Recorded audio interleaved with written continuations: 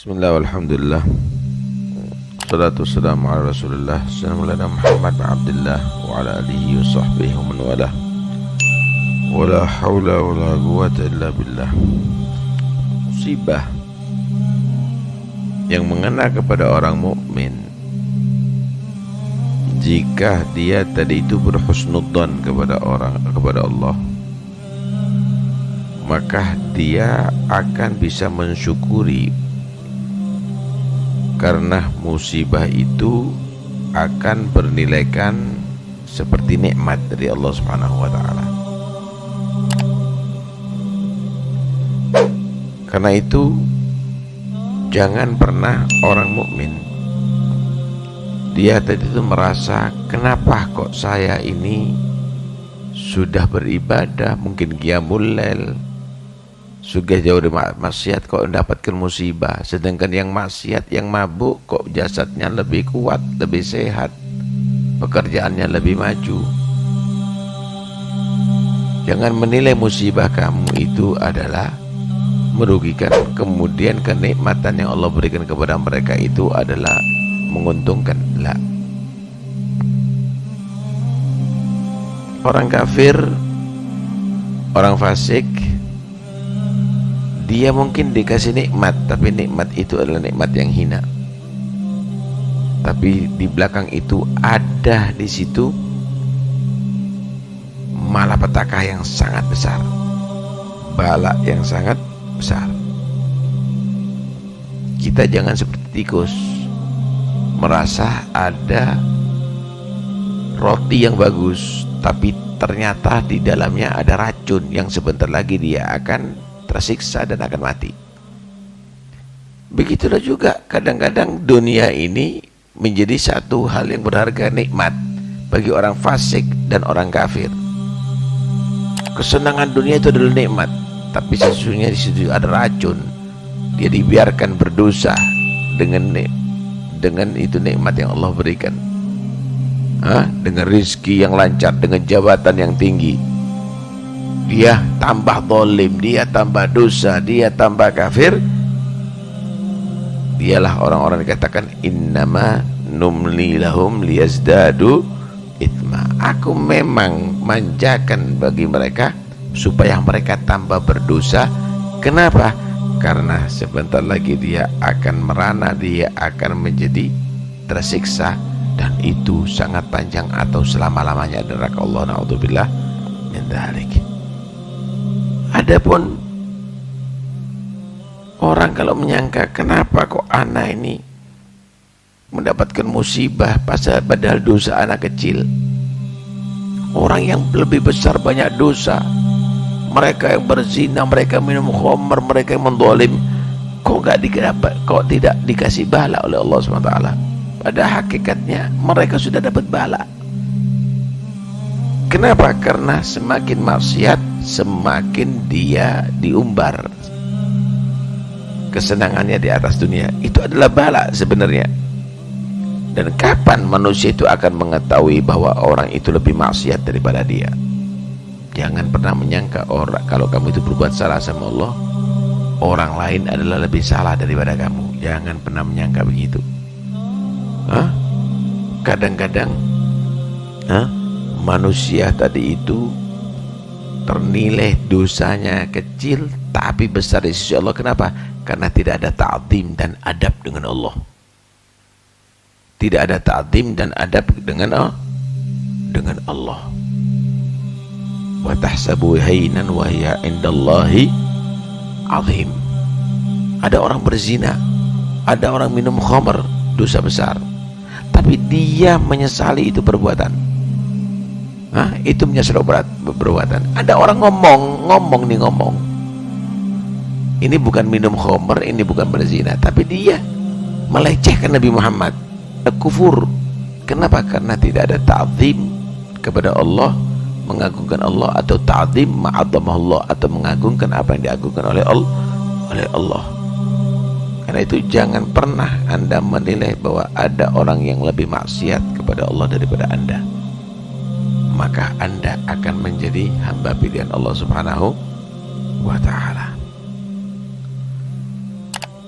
Kalau Anda Anda mau membandingkan bagaimana ketika Allah itu memberikan musibah di dunia, tapi Anda akan diampuni dosanya oleh Allah jika Anda sabar, maka Anda akan mensyukuri sebetulnya, alhamdulillah saya didahulukan musibah di dunia untuk selamat ada di akhirat. Sama dengan anak kecil yang disuntik waktu bayi atau disunat waktu bayi. Dia menyatakan untung disunat waktu bayi. Kenapa?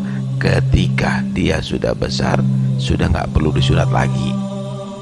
Untung dia tadi itu diobati waktu kecil, tapi dia akhirnya waktu besar dalam keadaan sehat. Karena itu dalam satu hadis begini, Nabi menyatakan, innal abda idza adnaba dzamban fa asabathu shiddatun aw bala'un fid dunya fallahu akramu min an yu'adzibahu thaniya. Seorang hamba itu jika dia tadi melakukan dosa, maka dia mendapatkan bala daripada Allah Subhanahu wa taala di dunia, sabar, maka Allah tidak melaksanakan azab nanti ada di akhirat, karena dia sudah menerima dan sabar dengan bala dari Allah di atas dunia. Laginya siapa yang akan bisa menghindar dengan yang sudah ditentukan oleh Allah? Siapa? Lawang manusia itu selamat dan tidaknya sudah ditentukan sebelum manusia wujud.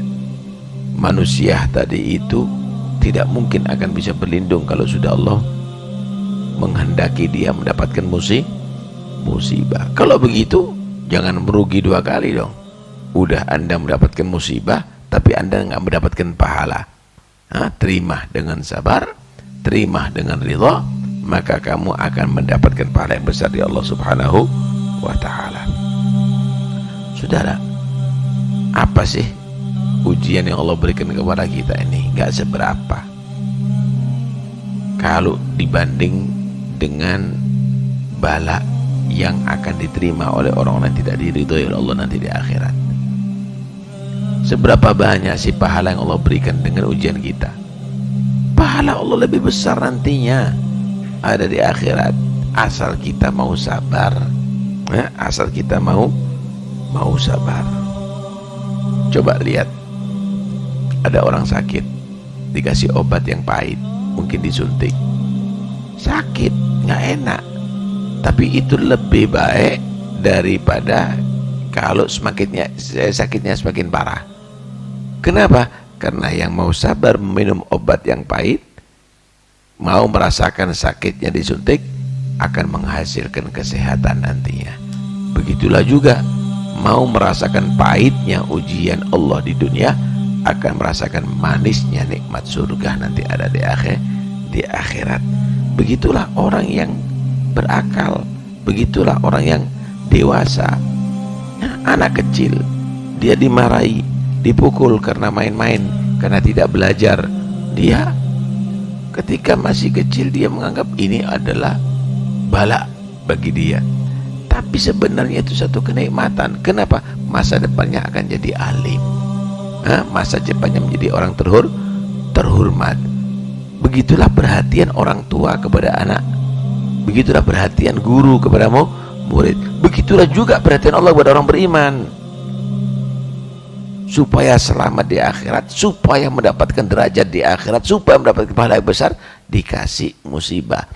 Sesungguhnya musibah yang Allah berikan itu adalah ibarat tarbiyah tadi, pelajaran daripada guru kepada santri, orang tua kepada murid. Ini dari Tuhannya kepada orang-orang beriman. Adapun orang-orang yang anak-anak kecil tadi itu yang tidak diperhatikan sama orang tuanya, atau main-main dibiarkan sama gurunya, maka sesungguhnya itu bukan karena bentuk cinta guru kepada murid atau cinta orang tua kepada anak, tapi itu justru kemarahan. Begitulah juga orang-orang yang maksiat, mereka kok tambah lancar pekerjaannya, tambah banyak duitnya, Orang-orang yang dia tadi itu mendapatkan kedudukan, kok dia tambah terhormat, kok tambah maju, tambah naik kedudukannya, padahal dia orang yang zalim. Maka sesungguhnya itu adalah bukan tanda cinta Allah kepada dia, tapi tanda murka Allah. Kapan kamu maksiat tambah, kemudian rizkinya kamu tambah, pangkatnya kamu tambah, maka perlu engkau khawatir, jangan-jangan itu makar dari Allah. Wala ya'mun makrallah illal qaumul khasirun. Naam. Nah, karena itu sebagaimana anak kecil, dia akan mensyukuri dengan marahnya orang tua dan gurunya ketika dia banyak main, untuk dia banyak belajar di masa depannya. Ketika dia dewasa dia akan syukur. Begitu juga seorang yang sakit, walaupun dia disuntik sama dokter, dikasih obat-obat yang pahit, dia akan syukur ketika dia sehat. Begitulah juga nanti hamba-hamba Allah ini akan syukur kepada Allah ketika mendapatkan pahala besar karena sabarnya dia mendapatkan musibah dari Allah Subhanahu wa ta'ala. Husnudzon sama Allah, jangan suudzon sama Allah, karena sesungguhnya Allah tidaklah memberikan musibah kepada orang beriman untuk mencelakakan mereka, tapi untuk menguji mereka. Yang sabar mendapatkan pahala besar, yang tidak sabar akan mendapatkan murka Allah Subhanahu wa ta'ala. Insyaallah. Seorang berkata kepada Rasulullah, "Ya Rasulullah, ausini, kasih wasiat aku ya Rasulullah." Maka beliau menjawab, "La tattahimillah fi syai'in qadahu 'alaik." Jangan suudzon terhadap Allah, terhadap apa yang Allah takdirkan untuk kamu. Terima dengan husnudzon, walaupun itu pahit, tapi yakinlah kalau kamu husnudzon sama Allah akan menjadi manis nanti untuk di masa depannya kamu. Nah, orang mukmin itu semuanya menguntungkan. In asabathu dharra sabar fakana khairul lah, wa in asabathu sarra syakar fakana khairul lah. Kalau dia mendapatkan kesenangan, dia syukur, dapat pahala besar. Itu orang mukmin. Kalau dia mendapatkan yang tidak menyenangkan, dia sabar, juga mendapatkan pahala besar. Nyempak nyandung pahalanya, kata orang Jawa. Nah, dia selalu mendapatkan pahala yang besar asal dia bisa menempatkan diri. Dia menempatkan diri. Tahukah Anda kenapa orang mukmin ini kok selalu diuji di atas dunia ini? Ahasiban nasu ayyutraku ayyaqulu amanna wa hum la yuftanun. Apakah cukup mengatakan beriman kemudian tidak diuji? Nggak bisa. Kenapa sih kok diuji? Supaya Anda paham bahwa Anda ini bukan hidup ada di surga, tapi hidup di dunia yang penuh ujian. Dan di sini Anda sebagai orang mukmin supaya tidak terjangkit hubbud dunia. Kalau semua keinginan kamu dikasih di atas dunia ini, maka kamu akan menjadikan surga ini bukan sebagai penjara, tapi sebagai dunia ini bukan sebagai penjara, tapi dunia ini sebagai surga. Kamu akan cinta dengan dunia. Untuk orang-orang mukmin, Allah lindungi daripada penyakit yang ganas ini, yaitu hubbud dunia, dengan diberikan musibah kepada mereka. Sehingga dia tidak cinta dengan dunia. Dia ibarat orang di penjara yang ingin keluar daripada penjara.